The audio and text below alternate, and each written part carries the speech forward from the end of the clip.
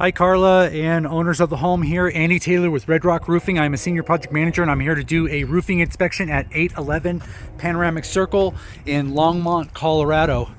So bear with me briefly while I make my way up the ladder. So the home does have drip edge. It's always good to see that. This code metal nowadays on both the eaves and the rakes is a 2x2 inch L-shaped flange that goes here over the fascia and under the shingle.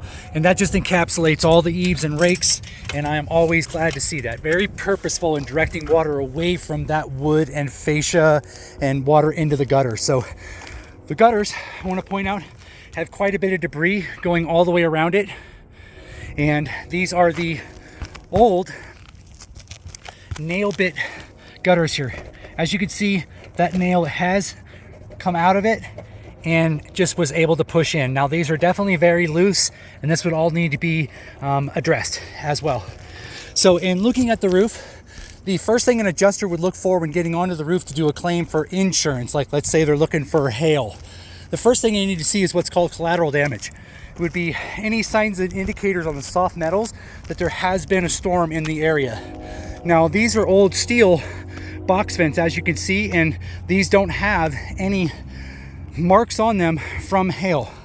Now here in Longmont we have what's called the 1 square rule, meaning 1 square anywhere on this roof. If I can find 6 to 10 marks depending on the insurance company, then on paper we gain the eligibility and a full replacement at insurance expense. Now there are some hail hits up here.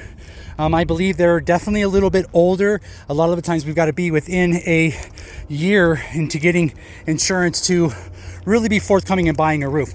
Without collateral damage and at least consistent hail across the roof, I don't know that we have a good shot at that. Now, there is quite a bit of granule loss up here, especially on the south-facing slopes of the roof themselves. In some of these spots, they're missing 20%, 30%, 40%, and a lot of frilling going on the edge of these shingles here.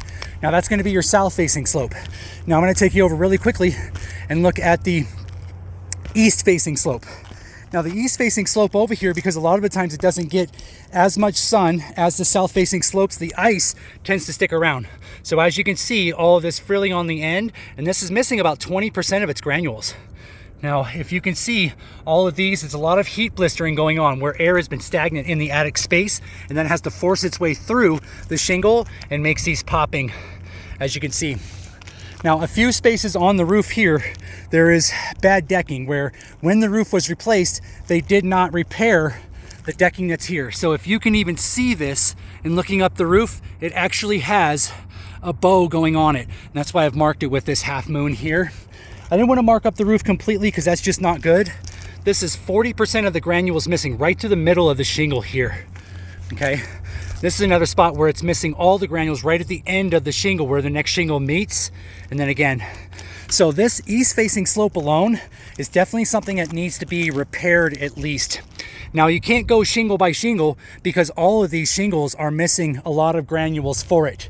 So if a repair happens on this, it's going to need to happen on this entire east-facing slope, these south-facing slopes as well. As you can see, all these granules that are missing off of this definitely need to be repaired. Now I did find some hail up here that's recognizable as hail, and you would only need 6 to 10 hits in 1 square.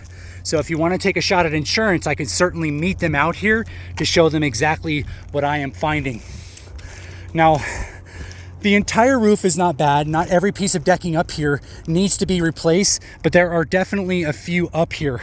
The repair that needs to happen, I believe, is definitely going to be above the insurance deductible. So maybe getting insurance involved would be the best possible plan so that other than your deductible, they pay for the rest of the repairs themselves. Now, again, this is another south-facing slope, and you can see that there are quite a bit of granules that are missing here, okay? And even here. Some of this is a little bit of hail, but unless it shows up on the metals, it's hard to signify. So, again, Andy Taylor with Red Rock Roofing. I very much appreciate the opportunity to get out here and to bring you up to speed. This roof would be a perfect candidate for a ridge vent. Ridge vent going all the way across the top. Now, I thought there were only 3 or so turtle vents back here, but there's 5 facing the west, an extra few on the lower parts, and then there's 4 on the garage. So thank you very much for the opportunity. I'm going to go ahead and sign off.